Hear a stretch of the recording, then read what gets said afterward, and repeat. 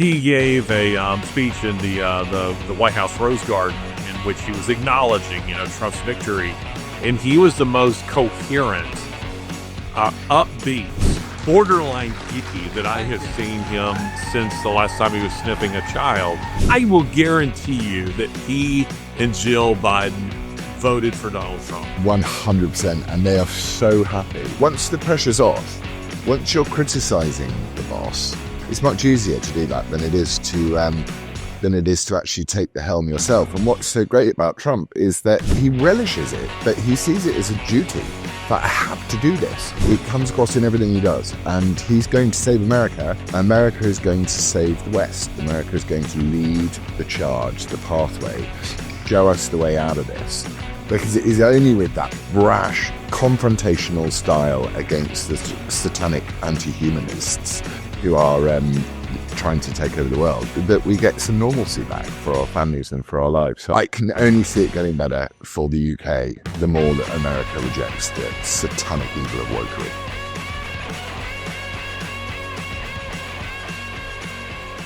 Welcome to another episode of WTF, the world of Taunton and Fox, or the world according to Taunton and Fox, or the worlds according to Taunton and Fox, or what the Taunton and Fox. Yeah, I think that's what people mean when they say that. You know what I'm feeling today? I am in Colombia.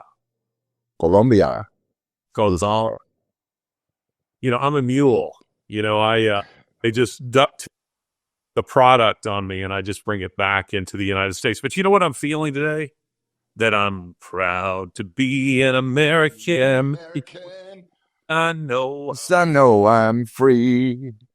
It's the men who died who gave that right. Gave that too many.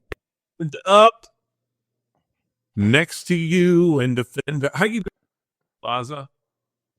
How am I doing? It seems that the Trump victory has brought quite a lot of good news everywhere. To the UK as well. So I wake up every morning to a video of him talking utter common sense, which I love. He's like, we're going to get rid of the Department of Education. It's gone. Finished. Going back to the States. We're going to imprison the people that chop off the children's mutilating the children. And we're going to investigate Big Pharma and make sure that these drugs are... people are going to jail. I mean, people are going to jail. He has declared an all-out war on woke. And it makes me so happy because, there's something quite frustrating in I don't know, I don't even know if I can call it my line of work. But whatever my line of work is, I'm still trying to work out. But it's at the moment I see it as kind of doomsday prophesying. It's so nice to see that, so many Americans...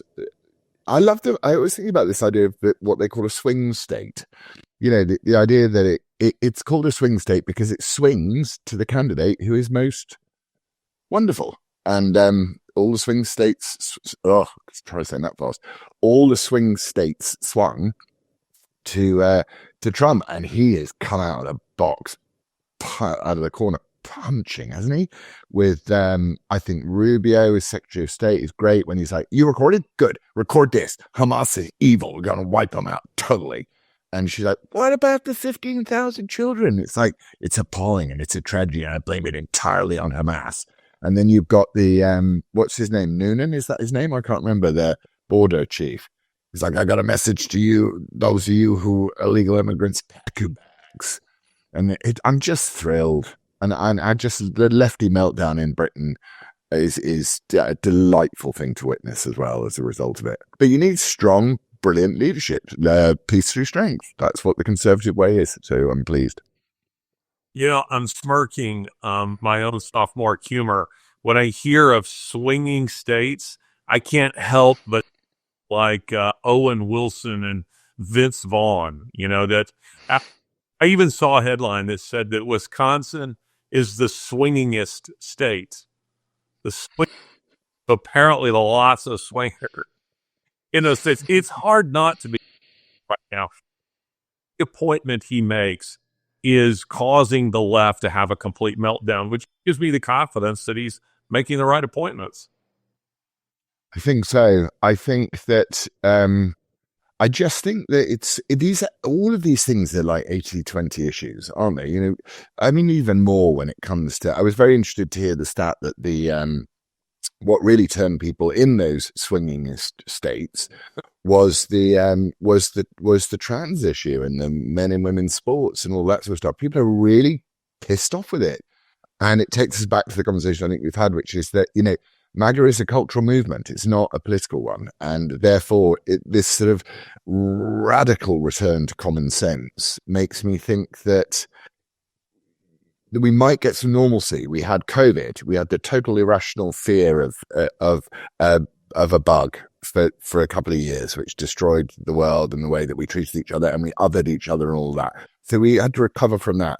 We then had Biden, who could barely string a sentence together, the poor guy, puppet mastered by Obama and the rest. And then we got this strange lady who just sat there and go, I believe that Americans are an optimistic people. They're a happy people. They're ambitious people. I'm like, yeah, but what do you stand on? I'm from a middle class family, and I Worked at McDonald's. Yeah, I worked at McDonald's. Like, go. I felt like sometimes you're in its darkest before the dawn, right? And that's what I sensed. I sensed maybe the dawn was arriving. I wonder if you saw this. You're talking about Biden, not knowing where he is. He gave a speech in the White House Rose Garden in which he was acknowledging, Trump's victory, and he was the most coherent, upbeat, borderline geeky that I have seen him since the last time he was sniffing a child.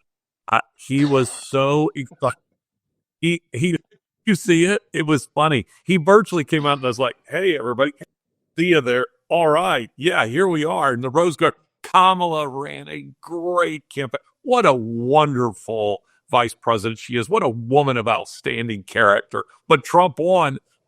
That was kind of it. I was like, wow, he's got so excited. I will guarantee you that he and Jill Biden voted for Donald Trump. 100%. And they are so happy. They must be so happy that Joe's been forced to stand down, which is the fair thing to do. But also, you do notice another quality of, leadership. Rishi Sunak, who was until recently our Conservative Prime Minister, the minute he was out of office, he was quite good at Prime Minister's question times. So once the pressure's off, once you're criticising the boss, it's much easier to do that than it is to actually take the helm yourself. And what's so great about Trump is that he doesn't see it. He relishes it, but he sees it as a duty. Like, I have to do this. And it comes across in everything he does. And he's going to save America. And as I was saying before we started recording, America is going to save the West. America is going to lead the charge, the pathway, show us the way out of this. Because it is only with that brash, confrontational style against the satanic anti-humanists who are trying to take over the world that we get some normalcy back for our families and for our lives. So I just feel really happy about that. But in terms of England, it's a much bleaker proposition because we literally have a communist in charge. We had a high-profile journalist, Alison Pearson, who was I really like her a lot, and she was at our engagement party last night. Hence my slightly jaded look, I think you could probably see. And thank you, my. Sorry, I was here in Colombia. Colombia. Very nice. I like it. Colombia. It's very good. You're a good drug mule. Anyway, she was had two coppers turn up to her house on Remembrance Sunday to question her over a tweet. These are policemen. And in our county, we share the same county. We live in the same county. 93% of car thefts are never solved in our county. But they can dedicate the police to turning up to your house to police your thinking. So we're headed for a technological war, aren't we? JD Vance put it very well when he was being interviewed the other day, and he said, "Well, if Europe want to shut down X, then I hope they don't miss us in NATO." You know, and I think America should punish Europe. I really think it's its duty to say, if you're going to behave like this, if you want to be censorious little communist bastards, then what we're going to do is we're going to punish you. So we're not going to provide you with support in NATO. I think the message was aimed actually much more at the UK than it was at anywhere else, which is that if you're going to continue to try and silence free speech, and you're going to try and shut down various points of view and live in the censorship industrial complex, then you're not going to have American support in NATO. And Trump's already said in his first term, as you know, whether it was a rhetorical question or not, he said, what is the point of NATO? And I think we're about to find out. Because this insane war in Ukraine, the forever war, is that it has to end. It has to stop. And Europe has to turn its back on communism. And if it doesn't, it will do eventually, because it always does. But it's a less, what I'm trying to sort of, in a roundabout, boring way to get to, is the fact that whilst my heart sings for America, my heart mourns for what's happening in our own country here. You know, we've got, we had a question in Parliament the other day about knowing, conveniently in this open border country that we live in, no one keeps tabs really of the ethnicity or of, or the background of anyone who commits crimes, their employment. And then suddenly these figures start leaking out that, 1 in 10, almost 9 in 10, I think, Somali migrants to the UK are on benefits.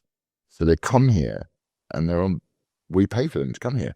And then we find out that when they house these so-called refugees, they're not refugees at all, they're economic migrants. There was a complaint in Altrincham in the north of England. They said, well, you're putting 300 men, Muslim men, in a hotel within walking distance of 2 girls' schools. And they're upset about this, the parents, because we know what Muslim men are like with young girls. They like to marry them if they're 9 or thereabouts. And they complained about this, the local community. And the councillor who met them in the church hall while they complained said, "Yeah, what are you doing with 300 guys? What about local hospital surgeries and the schools?" And he said, "Oh, don't worry, they're going to get private medical care." So they come to the UK and they're being given private. We're treating migrants, illegal migrants who've broken into our country illegally, better than we treat our own citizens, and that's a very worrying sign. And we don't have a Trump on the horizon to solve this problem for us. You say you don't have a Trump on the horizon, but you tweeted something this morning that I thought was very interesting. You tweeted that the woke house of cards is collapsing in the U.S. big time with this election. And that whatever the direction the U.S. goes, the UK inevitably follows. So you must feel some optimism that the same is going to happen in the UK. We have this right of centre party reform. They are meant to be, the real conservatives is what they would label themselves as. And yet today, a left-wing Labour MP called Kim Ledbetter, who presided over the same constituency where a teacher was run out of town and is still in hiding for fear of his life for showing a picture of the Prophet Muhammad in a RE class on blasphemy. He was run out of town. She's the MP. She brought forth an assisted dying bill, and this party has just come out in support of it. And I'm sat there going, do you know what conservatism is? It means to conserve things, including life, not to assist people to die, not to do all these things. So we have this horrible obstacle, which is this political party, which with every passing moment, I start thinking has no idea what the challenge it needs to be faced is. So that part of it makes me feel a bit depressed. But other than that, America will lead the way. It always does. America left Britain to become America, and it then shows the rest of the world how to do it properly. And that's what's going to happen, whether you like it or not. And I'm trying to encourage the people that are in power here in contact with them to feel the wind in their sails, be bold, feel confident, and take on this agenda, because it's a movement, it's a cultural movement, and all aspects of it are relevant. So hopefully we'll see that happen. But I think we're behind you, because we had 14 years of fake conservatism, whereas you had pretty much, you had them try and kill Trump off between 16 and 20. And then you had somehow an election where 18 million people appeared from nowhere and voted for an old man. And then you've got Trump back now. So it'll be good. I can only see it getting better for the UK the more that America rejects the satanic evil of wokery. It's a very roundabout answer. I'm sorry. No, well, listen, I think you're probably right about that. It's going to be very interesting, given Trump's appointments. Most of them, I would have to say that I agree with. Kristi Noem being named as the chief of the Department of Homeland Security is a bit of an odd one to me. Noem was she's South Dakota governor. If you're not familiar with her, she was someone that I took to be a very serious rising star in the Republican Party just a few short years ago. And then next thing you know, she's doing product placements for tooth whitening. I mean, while she's governor, and she had the incident where she shot her dog, and, included that in her book.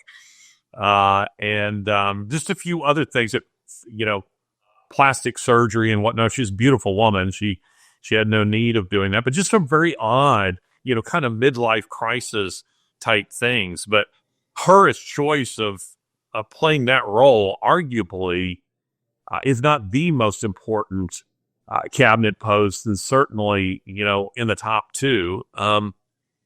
I'm not sure what to make of that one. Regardless, so far, I think that Trump is, he's hitting home runs. And what I like about it is that he's choosing people who are, for the most part, kind of outside the Washington Beltway. They're not career politicians. It's almost Ross Perot's dream come true, actually. I mean, to say Musk to head the Department of Government Efficiency, as opposed to saying, yeah, Mitch McConnell will be the guy, that's the way it's generally worked, is you get another insider who's all part of the problem in the first place. And, the fox, as they say, guarding the hen house. So bringing in somebody like an Elon Musk, his role may be the role that I'm most excited about. I mean, I want to see him bring a saint, into DC, and to do to DC what he did to Twitter, reduce it from something like 7,000 employees to something like 300 employees, and to make taxes an optional $8 a month subscription. That's what I'm hoping. To make what's an optional $8 thing? You break up. To make taxes an $8 a month optional subscription. I think that would be great. If U.S. government ran on a subscription basis, that would be fabulous. And by the way, speaking of, I get you. That's a brilliant idea. I have been sitting there looking at some of the policies that this bunch of criminals are in the UK keep lobbing out, and I am like, at what point are people going to stop paying taxes? It's ridiculous. It's unbelievable. But that's what a wonderful idea it would be if government was a subscription model. Well, my lord, I think you might have solved it. Let's kill mother, euthanasia bill. Yeah, how many people have subscribed to it? Yeah, I'll subscribe to that. It had to run. Every government policy lived or died according to its popularity, and thus how many people subscribe to it. I think that'd be great. Taxation, you're speaking of America and, separating from Britain and establishing a new country on the basis of being, something that was just tweaking an old system, taking an established British system and tweaking it a bit. It's fascinating to me when I think about it that war, which was really a civil war, is British historian G.M. Trevelyan, has long since, argued, the late historian, It was the Civil War. It was the Second English Civil War rather than really a revolutionary war. But it was fought over taxation without representation. Imagine how that general corporation would have reacted if you'd have started lopping off the penises of their little boys. I mean, I just cannot imagine. But they were upset enough just over taxation to say, nope, war. I love that, but that it shows that, we have no veneration for the past, do we? The only time we venerate the past is when we want to punish the present.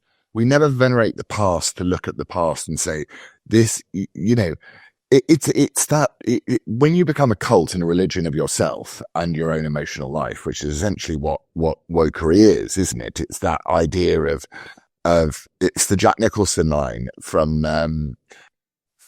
As Good as It Gets when he says, how do you write women so well? And he says, I just write a man and take away reason and accountability. It's like that. That's what wokeism is. It's, you take a normal human being and you take away reason and accountability, and everything becomes about the worship of the self and the worship of the virtue of the self. And it's so reductive and crap and shit way of living that you can't then look at history and with anything other than a sense of sort of snobbish bemusement that they managed to survive so that you could come along and well, not you, but one could come along and sort of judge it with very badly tinted glasses on. But this is what is needed. What is needed in the world is a sense of someone to say, we need to fight for this stuff now. And that's what's so inspiring about Trump. He's just, that he's going to do it. And I suppose where we were going in this conversation was me just feeling a bit sad that there doesn't seem to be a figure in UK politics who can smash through in that way, because everyone has to be very well behaved and say the right thing and assisted dying bill, yes, it's done carefully. It's like, no, just say no. We're not going to do that.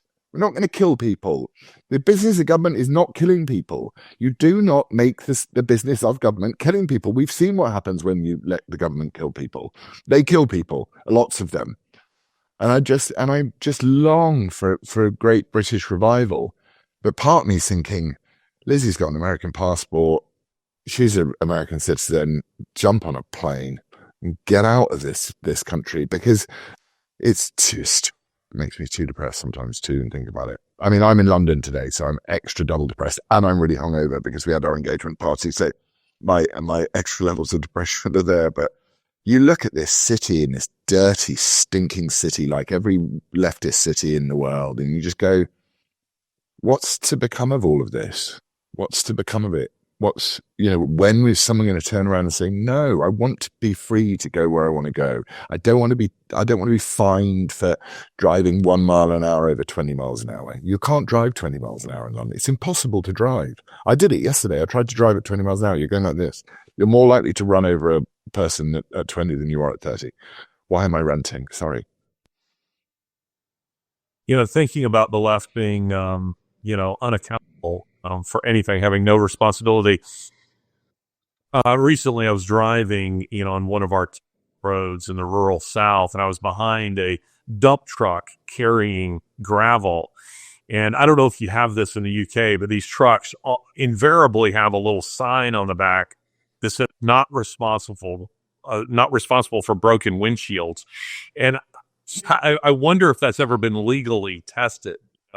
I'm carrying gravel, haven't properly loaded it or carried it, and it's coming out, dropping along the road, and it breaks your windshield. Hey, dude, not my fault. But to me, it's like the leftists all go around with that kind of sign on their back, not responsible for any damage I cause, not responsible for anything. Did I tell you that Lori and I, we hosted 3 Italian journalists recently? No. Yeah, this was just before the election. They've been following Trump all over the country. This is for TG2, I think, which is Italian public television.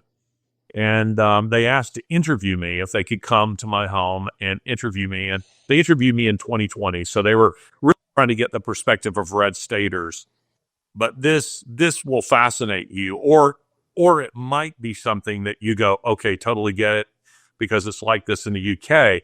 But they wanted to ask me about the Second Amendment. So here they are in my home. Okay. Nice people, by the way. Thoroughly enjoy them. And they see, you've been there, a gun rack with a couple of shotguns that, fully functional, but they're really classic, more display shotguns. You'll remember that old French one that I have, and then an old Spanish Union Armera shotgun that I have. And then they see another one, which is actually one's, has two shotguns that I actually use, for trap shooting and that sort of thing. And they're kind of fascinated by that. Like, wow, guns.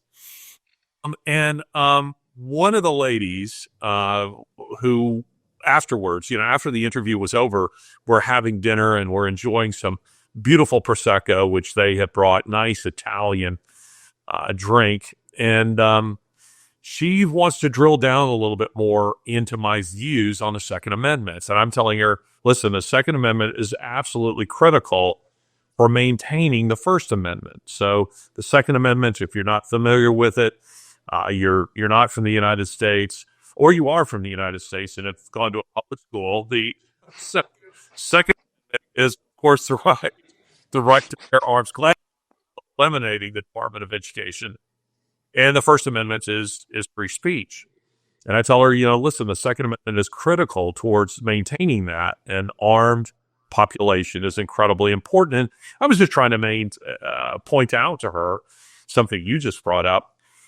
Does it not strike you as a little bit odd that the very people who are pushing depopulation, abortion, the transing of children, euthanasia, are the same ones who claim to really want to eliminate guns for your safety? I mean, the anti-human crowd, are we really to believe that they really care about you so much? I mean, the answer to that is absolutely not. But here's the thing that kind of fascinated me. She's, the photographer who was himself in the Italian armed forces. So, here's a guy who understands weapons, gets it, not at all bothered by them. He said, hey, could you get one of them so that we could, take a couple pictures of it? I said, sure. And so I went and I got my AR-15, which in the minds of people who are sit on the political left, and I would call this woman a radical leftist or anything like that. I want to be very clear. She's a very nice woman. I had a lovely discussion with her on this. It was useful to me to kind of get another perspective. But when I brought it out and I'm holding it, barrel down, and it's obviously not loaded because I forget what you call it, but there's a little safety, a yellow safety plastic piece that you slide, into it in order to be able to visually see that it's not loaded. She recoils like I am, offering her, a freshly torn limb off of a child, or something. And she's just recoils at it. And I said, it won't hurt you. It won't hurt you. But her reaction to it was almost a childlike reaction. I mean, not a child in the American South would not respond that way to a weapon because they probably know how to handle it. But I thought, isn't this interesting? She's been so conditioned to the idea that only government, and that was really the source of our debate, that only government should have weapons, that only they are to be trusted. And she said, I'm really trying to understand your perspective. And I said, well, you need to understand that it is deeply seated in the American psyche is this idea that government is not to be trusted.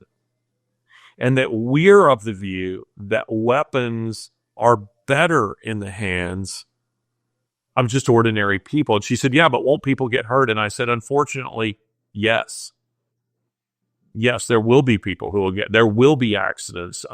There will be abuses of that freedom, but far less than if it's just the government, who has them. I said, every mass shooting, the greatest mass shootings in history were all committed by governments against unarmed people. But anyway, I was just thinking about this notion of, here I am holding it. And it's like I'm holding up a cross to Dracula.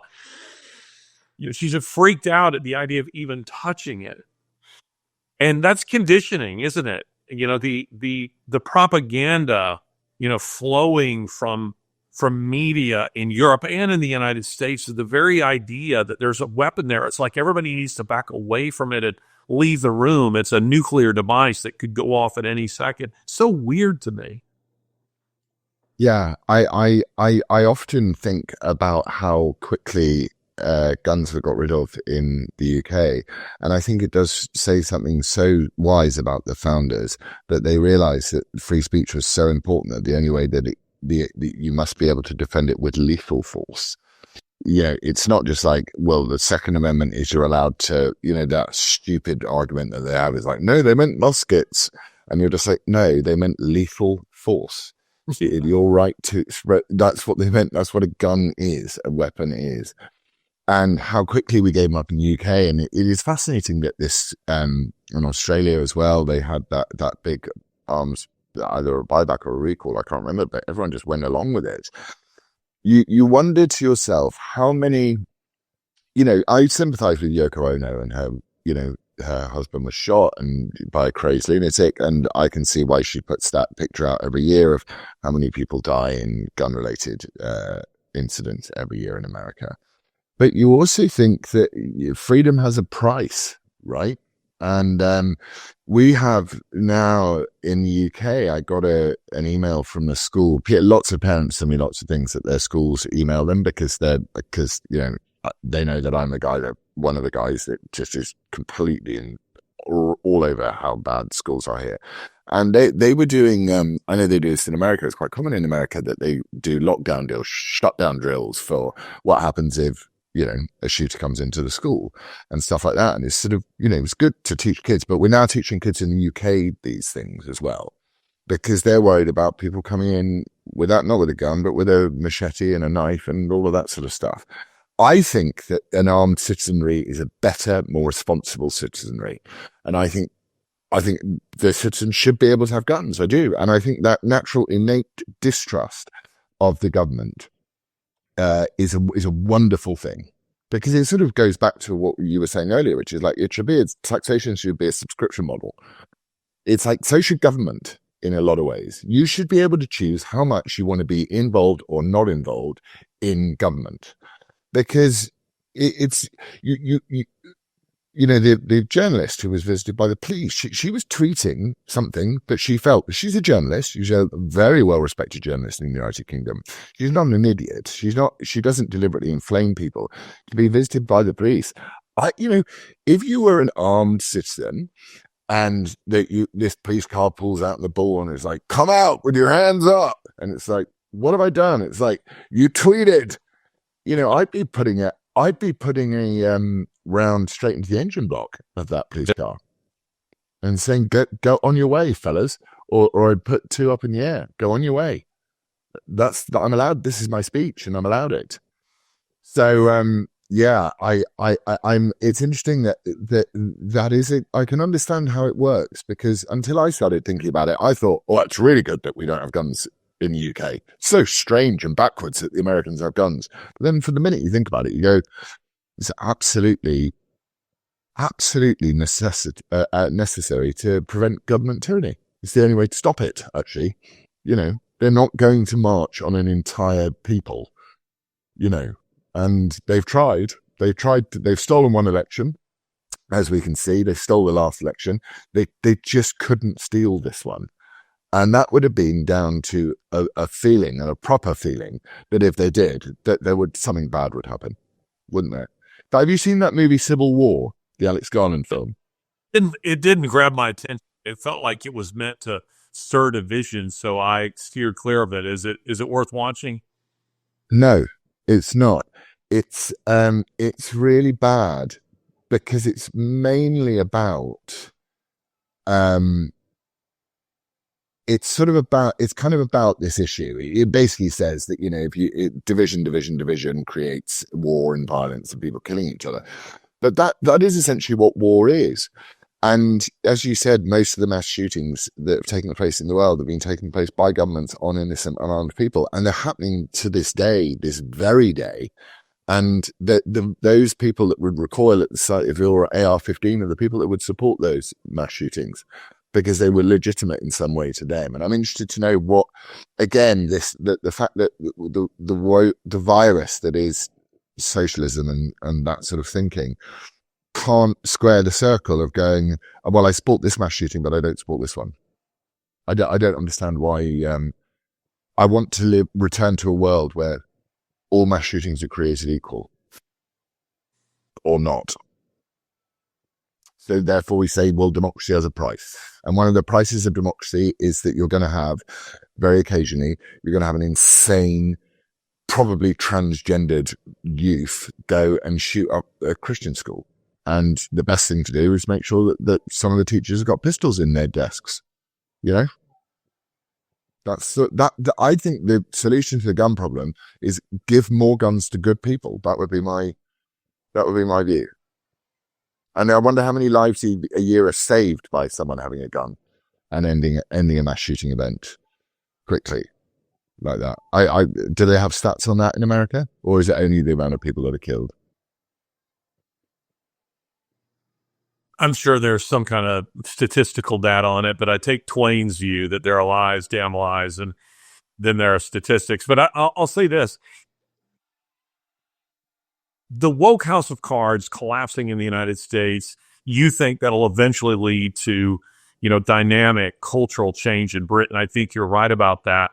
But I'm also interested in what's going to happen on this continent here in South America, because what a lot of Americans don't realize, and I know because we travel internationally so much, is what we have seen taking place in the left throughout really the Western world, which is a fight of elitists versus populists. That is, people who are the self-appointed, self-anointed, enlightened against just common people. What we've seen in Britain and what we've seen in the United States is happening everywhere in the Western world, and usually via election shenanigans, very suspicious, elections, so that in just the last, I think, 3 years, on this continent in South America, we've seen Brazil fall in an election. Marxists took over that country in an election that seemed highly suspicious. Chile, the most stable democracy in South America, fell to Marxists. Colombia, in this country, that's the country where I am right now, which I know in the minds of most people who are watching, who are listening to us, they think of Pablo Escobar, which, by the way, I should say this is a tremendous opportunity for me to announce a new sponsor to WTF, and that's Escobar Cocaine. We grow, you sniff. They are new sponsors to the show. I've come here to cut it with them. And what do you know? They're for us.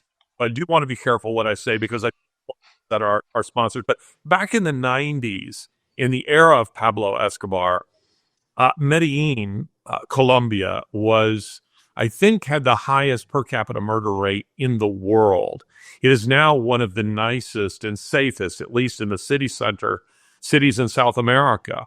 And Colombia has been slowly but steadily climbing out of the mire of its own past, of its own backwardness. It's a dynamic, fascinating country, almost twice the size of Texas. People don't realize how huge Colombia is.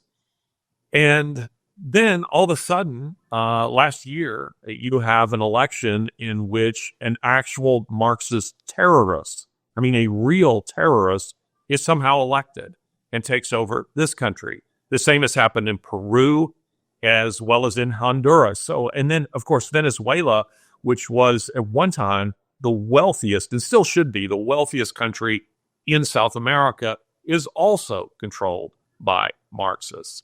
So I've been watching this process for a number of years now, and the CIA seems to have played a hand in almost all of these countries in what is taking place. And so I'm going to be very curious to see if the the woke house of cards collapses in Central and South America as well, because what has been happening on this continent is absolutely tragic, and it's what's led to the human tragedy of these migrants trying to make their way to the United States. Whereas I said last week, CNN says it's due to climate change. Not a thing to do with climate change. Has absolutely everything to do with Marxist policies that people on this continent are trying to escape. What I find interesting is when you look at red state America and, my very small forays into it and, just driving around with you in Alabama and stuff like that. These are not rich places. There's not a lot of money in a lot of the places we went to. And those people lean populist. So what I don't understand is why poorer countries in South America, for example, when they're poor, they don't lean populist, they lean socialist. Or are you just saying that essentially these elections are completely rigged and there's interference from the globalists in order to try and make sure that, Lula gets in Brazil or whoever is taking over, whichever horrible, Venezuela, which, as you say, has got more oil than any other country on earth. Why did they not vote populist? Why would Alabama, every single county in Alabama, go red and not the other way around unless it's a rig? I'm saying the latter. I'm saying that it's rigged, and these elections are very dubious. The means by which they are done, they are controlled by a kind of political mafia who all more or less support each other from one country to the next. So the previous president here in Colombia, he had the border closed, and he was trying his best, I think, in order to really try to improve this country's image, get the economy really rolling and moving. Some of the cities really becoming tourist destinations and places like that, seeking foreign investment in this country. There's been some very fascinating things that the Colombians have done to encourage investment here, that if you're an American, for instance, if you will invest, I think it's something like $150,000 in this country, they will fast track you to citizenship.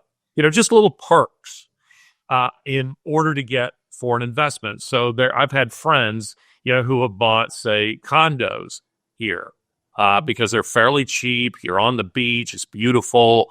Single men, are coming down here, looking for beautiful Colombian women.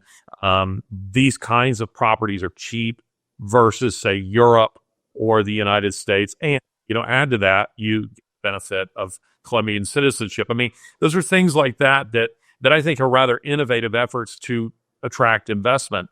But now, with the election of a Marxist, you get the feeling that it's going to start heading, trending back in the direction where it was. And I mean, think about this. A country of this size, here I am in a beautiful city. Parts of it are not very safe at all, but parts of it are quite beautiful, wonderful restaurants.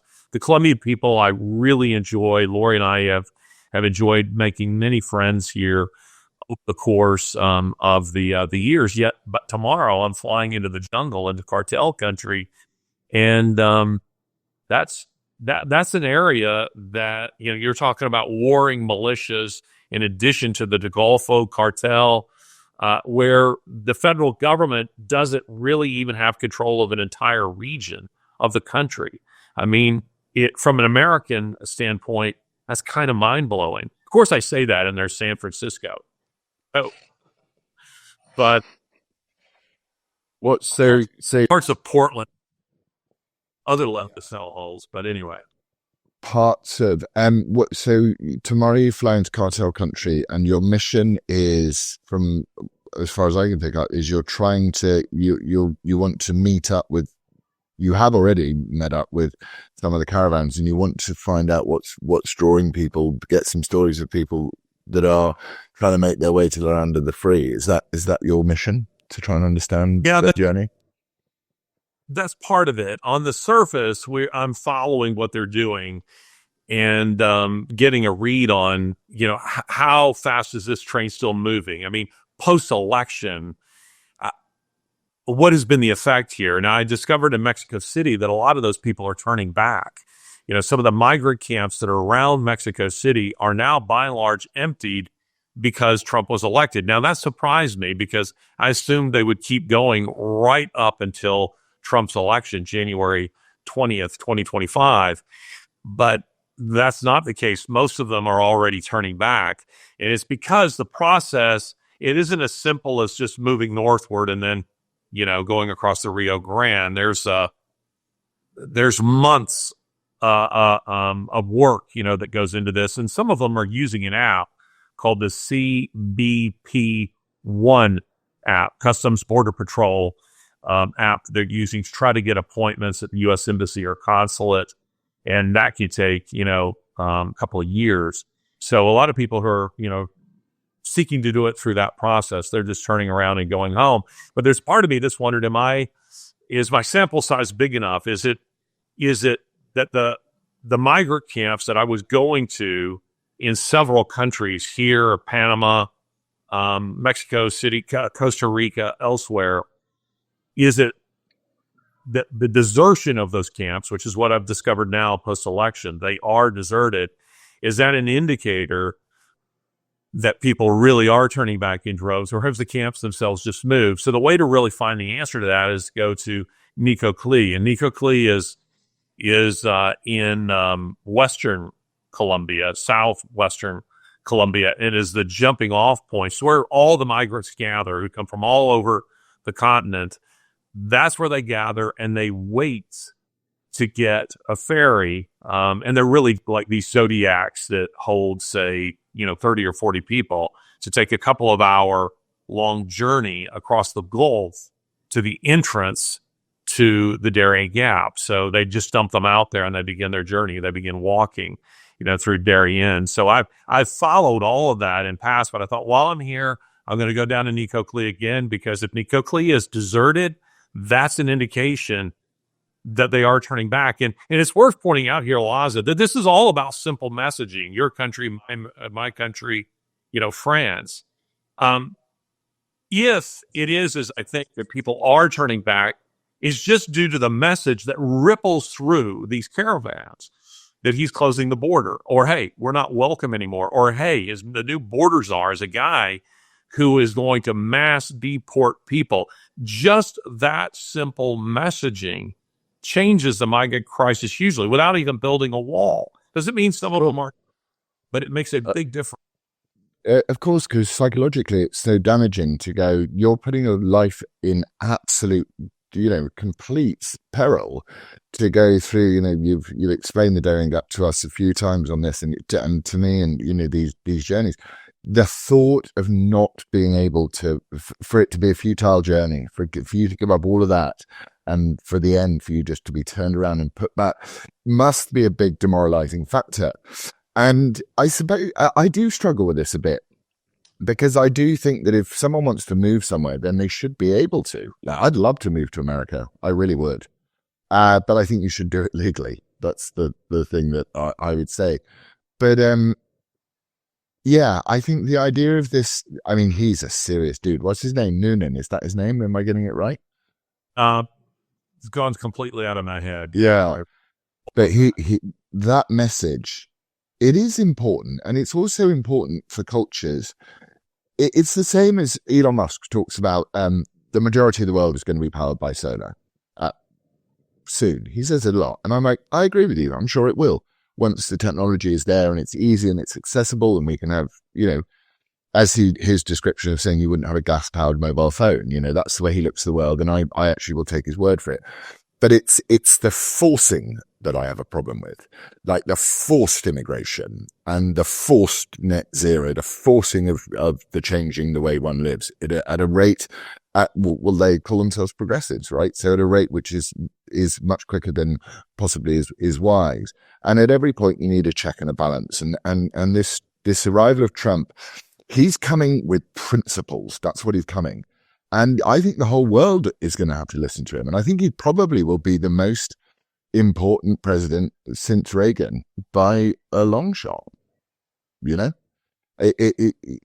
just because the world, whatever this thing that we're talking into now, and the ability to share information. I was speaking to someone in the government the other day, and I said, are you seeing this rise in ethno-nationalism? And they said, no, it's not so much a rise in ethno-nationalism. It's the algorithm picking it up and connecting them. So in the same way that the trans madness was picked up by the algorithm, and it put people who never would have met each other before together and emboldened them to bring their insane demonic ideology forward, feeling that they had a big group with them. What Trump is doing is he's reversing it entirely. He's taking us back to pre-mobile phone world. That's what he is. He's turning around and he's saying, no, we're going to work from common sense now. We're not going to be bullied and tormented and have our children abused by radical groups of perverts and autogynophiles. Done. Don't care what social media says about it. You'll go to jail. If you come into this country illegally, you'll go home. I don't care. You'll go home. We're not going to rejig the terminology of what it is, your reason for coming to America. If you want to come to America, go to this first port of call, safe port, and ask for citizenship. Apply to become an American. Yeah, I think it's a sort of it's a massive return to the analog way of doing things. That the way that computer games used to load up very slowly when you first started it, and those early computers. You remember how long it took to do everything, dial up internet. That's what he's saying. He's going, you can have this crazy world out there, and that's fine. And what Elon Musk is going to make sure that it's as safe as it can be, because everyone can say what they want. So we're going to keep the First Amendment on Twitter. But the rest of life, we're now going to go through. We're going to use logic, reason, common sense, and what's worked before. And that's what I sense that he's saying. And the guy it's amazing. It's great to think that these people aren't going to form huge. I feel for the people that die in the Channel, the people that get on boats to come to England for this, to dive into our welfare state and start, eating the juiciest fruit off the tree while the people of your own country starve. It's got to stop. The madness has got to stop, and the person who does that has got to be very firm in order to do it, and that's what he is.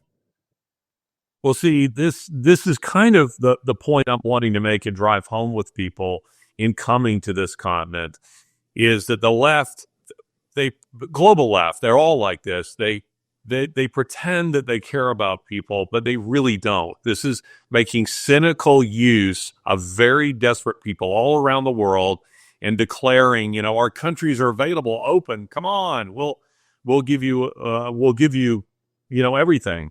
And in some cases, those who make it, they really do follow through with that. But that's not because they care about them. It's because they hate their own citizens, and because they want to use these people to create a permanent ruling class. And what is happening here is far worse. Crossing the English Channel, I mean, there have been people known to be able to swim that. But when you're talking about going, say, from Venezuela through the troches, as they're called, the illegal pathways, making your way across Colombia, being in a cartel town where you're waiting to have roughly $150 per head to pay the cartel who runs these ferries to take you over to Darien Gap and dump you out, then go through Darien, through which there's no road. It's the most dangerous jungle in the world, and is full of every kind of predator, both man and beast, every kind of pestilence. It's mountainous. People are being given Red Bulls, and they're taking these things, and they're dying of heart attacks. The bodies are being taken off, hidden in the jungle because it's bad marketing. Women are being raped, oftentimes, multiple times. I don't know if you saw this video that I just posted of a woman that I was interviewing just north of Mexico City, a couple of hours, where she was waiting for La Bestia, the train that they call the Beast, or in some cases, the train of death. It's a train that runs more or less the length of Mexico, and it goes to the U.S. border. And so these people, they wait for it. They wait for La Bestia, and they get on top of it. Thousands of them just all along the top of it, and they make the journey northward, and they're exposed to, all of the elements along the way. So here she is, and she's 8.5 months pregnant. 8.5 months pregnant, and she already had 2, maybe 3 small children. I didn't get a full count on the number of children, and there she was with her mother, who's 38. Just 38, which tells you how young she was. Again, she was 20, but if you'd have seen her at Lozza, you would have said she was 15 at most. And she's sweet. She spoke excellent English. And here I am, chatting with her about her plan. And she's from Venezuela. She made her way across Colombia. She went to Nicoclí, and I'd mentioned to her that I knew Nicoclí, and she was shocked when I told her I'd been there and into Darien. And I said, "How did you cross on those ferries? Where'd you get the money for that? I mean, $150 each." And she became a little sheepish, and she said, "We didn't have to pay." Now, I will tell you, Lozza, the cartels are not an NGO. They are not running a charity. They don't do things for free. And in my mind, it made me wonder, was she raped? Did they require some kind of sexual favors, possibly involving children? I mean, who knows? I mean, this is what it's like tomorrow. It's the kind of place where you're walking along and women are touching you and giving you eyes, not because they love you or think you're handsome, but they just by looking at you, they can tell you're a Westerner, and they're desperate, and they're hoping to exchange sex with you in order to get the hard currency they need to make it across there. And so here's this young woman who, as we speak, she's on top of that train somewhere with her little kids. People are murdered on that train. They're thrown off of that train. And I want to say this, not because I've actually debated whether I should say this, because you want your alms, you want your giving to be in private. And so I don't say this to say what a wonderful person that I am, but in each instance, what we try to do for these people is we try to help them. And there's another reason I probably don't like saying that, and that's because my work in this area pisses off everybody, both on the right and left. And it's because people on the right will say, "You're helping them. Come to the United States. You shouldn't feed them. You shouldn't help them. You're helping them," which is sheer nonsense. You're just trying to help a human being who's starving. Most of the people I know who would even say things like that, if they were with me, they would have been looking around in their pockets for anything they could to help these people who are so desperate. And of course, people on the left don't like my work here because while I feel compassion for these people and I want to help them, I want a strong border. I want to. You're framing that you're framing the, I can see it's a difficult position to be in, but listening to you talk about it makes me think that, you're framing the story in a way that no one will frame the story. It's framed like, these people are desperate to start a new life in America, and, the land of the home, the free, and America is a country of immigrants, and, we've got to celebrate they sort of lionize this journey as this great thing to end up at heaven. But what you're saying is it's a factory of death from the minute you make the decision. And that's the story that really needs to be told, because it is that. And, the trading in the sanctity of human life is about as dark as it gets. And it's no accident that I can't even remember what the number is, but it would make me sob when they talked about the number of children who have just vanished. Million. I'm just... I would say it's far more than the thing here, I really appreciated this. A friend of mine, when I posted that video of this woman, I had a lot of people come into the comments and saying, tell her to go home, and this kind of thing. I had a friend who texted me and he said, "You're humanizing the immigration story. You're humanizing it." And I'm trying to do that because, again, I believe two things are true at once here. One is I want borders that are protected with machine guns if necessary. I want to send a very strong message. You do not cross our borders unless you have done so through a process whereby you are vetted. We're not letting criminals in the country, cartel members, fentanyl, all that kind of stuff. On the other hand, it's also true that we should show compassion to these people and help them stay in their own country. If you watch this video with this woman, she says she wants to be in Venezuela. I said, what do you think about Trump's election? She said, I think it's a good thing. I mean, that really surprised me. I said, why? She said, because I hope he can topple Maduro and restore Venezuela to what it was, because she said, I want to live in Venezuela. Most of these people want to be in their home country, but it's just not possible for them. So on the one hand, the left has created the wildfire, so to speak, the famine that has driven these people from their homes. And then they're saying, come to America, but they don't care what happens to them in between, which is, I mean, I'm talking to people who have been attacked by jaguars. I'm talking to one woman who was raped 3 times. Almost certainly this Venezuelan woman was raped.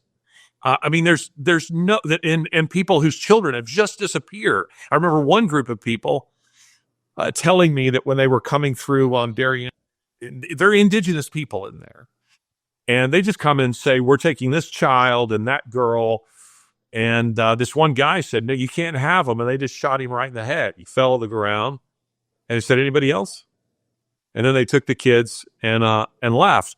There's no Columbo, there's no Inspector Lewis, no Sergeant Detective Hathaway who is coming for you. You are just lost forever because there's no record of you having existed in these places. And in some cases, no record of them having existed at all. I was talking to one guy from Ecuador who said he was, one of the indigenous people from the mountains. And he says, I have zero paperwork of any kind, no birth certificate, no driver's license, no nothing. He says, like I never existed because I was born in a remote village. And he says, without any of that kind of paperwork, I can't get, anything else like a passport or you name it. So this is the kind of stuff that I'm seeing.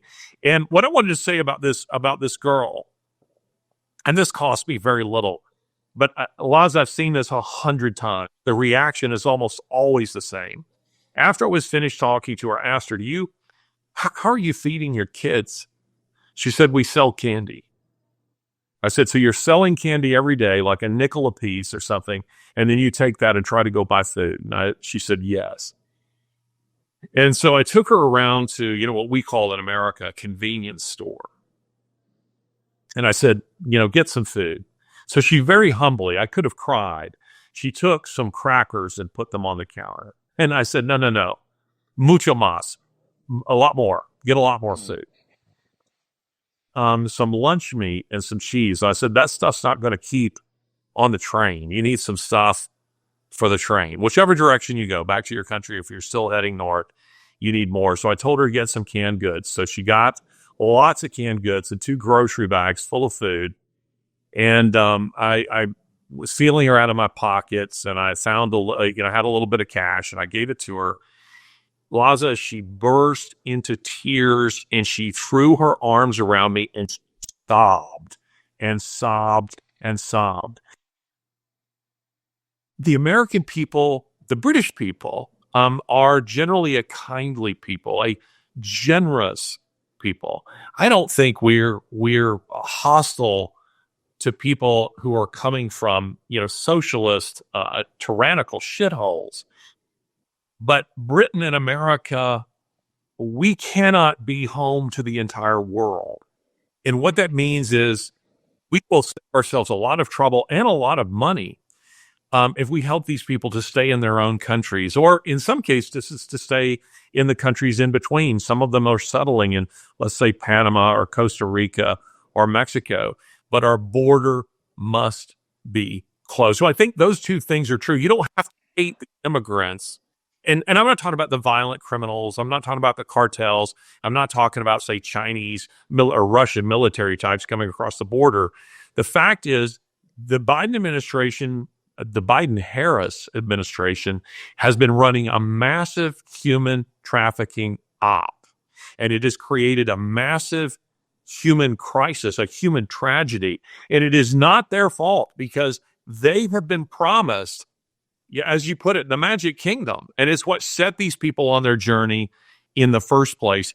And I'm so thrilled that just the messaging that Trump is putting out right now, which is, and did throughout the entire campaign, which is very firm about the border and very firm about deportations, that has already rippled through these caravans. So that many of them are going, maybe we need to turn back. And I want to add this. I think it's fascinating that Trump carried, while running a campaign like that, running with a platform of mass deportation, he carried the Hispanic vote. Yeah. In City, I was just in Mexico City, and in Mexico City, a number of Mexicans were saying to me, I can't understand what those people are thinking. And I said, well, sure you do. Think about it. They're not illegal. Those Hispanics are not illegal, and they don't want to compete with that. And by the way, most Mexicans are not aware, because many of them, at least the more urbane, the wealthy Mexicans, sort of, they tend to side with the American left. And they think it's terrible that the United States has closed their border.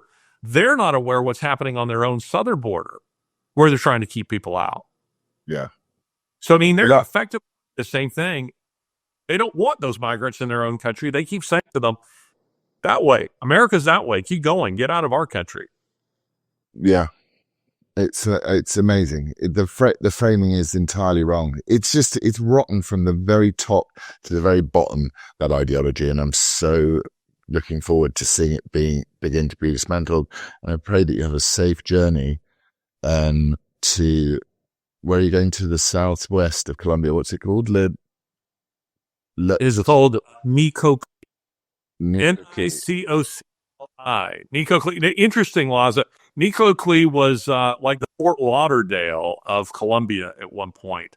Now it's a cartel town, and this is where these people. It's almost like Casablanca, where the opening dialogue says people gather there and they're waiting and waiting and waiting. They're waiting. Catch a ferry in order to leave there, and they all gather there while they make enough money, either begging, borrowing, or stealing, or selling themselves to pay for these ferries to go across the Gulf to the entrance of Darien Gap. Wow. And I want to do that trip with you one day. I would love to do that trip with you one day. They'd enjoy you down here. So there's a lot. By the way, Colombia, I'd encourage people to come here. It's a wonderful place for a vacation. I mean, it really has its nice places. So I sound like it's all Pablo Escobar. I mean, you see this here, this spectacular, but parts of this country are extremely dangerous. And I'm afraid it's just going to get worse with this new president, but we shall see. But if you don't hear from me, please send a search party. We will. God, don't be like that. I've already got enough to not sleep about. Larry, it's a pleasure speaking to you, and it's amazing to hear this. Just to hear, it's just incredible to get all of the detail, the stuff that people just don't get. So thank you for giving it to us, and stay safe. And I will check in with you tomorrow. Then now I'll make sure that you're all right, because I'm sure you're a tough man, but I now feel anxious. But you're going to be good. Brother, it's good to see you. Listen, you take care of yourself. Congratulations on that engagement party. I'm sorry that Lori and I couldn't make it, but just know that we send you a great WTF. Congratulations. Thank you, my brother. God bless you. And this has been another episode of WTF. What the Taunton and Fox is going on in the crazy world. God bless the USA.